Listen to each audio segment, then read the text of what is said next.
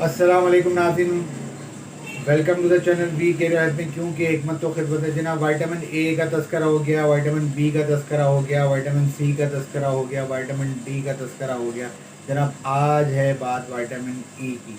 Vitamin E की deficiency की वजह से जो सबसे मसला बड़ा होता है वो होता है जनाब गुर्दों का, यूरिन का जो मसला है, गुर्दों का जो मसला है, विटामिन ई की डेफिशिएंसी की वजह से हो जाता है और बहुत ज़्यादा असर होता है आपके विटामिन ई की डेफिशिएंसी की वजह से गुर्दों पर। इसके साथ साथ स्पम्स, जरासीम जो मर्दानगी के ज़ाहिर करते हैं, जो तौलीद बढ़ाते हैं, वो विटामिन ई की डेफिशिएंसी से कम हो जाते हैं। स्पम्स जो हैं उनकी मकदार कम हो जाती है विटामिन ई की डेफिशिएंसी की वजह से, और यूँ कहें तो कि मर्दों का बांझपन जो है वो शुरू हो जाता है। इसी तरीके से विटामिन ई की डेफिशिएंसी से औरतों में भी बांझपन हो जाता है।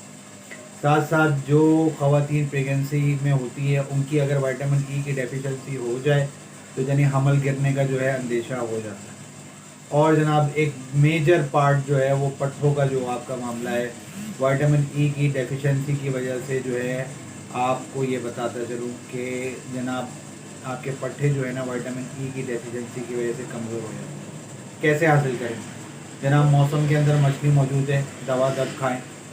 गोश्त विटामिन ई से भरा हुआ है वो उसका इस्तेमाल करें।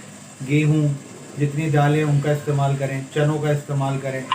और जनाब साथ साथ तुख्म बनोला के अंदर भी विटामिन ई, सब्ज़ तरकारियों के अंदर भी विटामिन ई।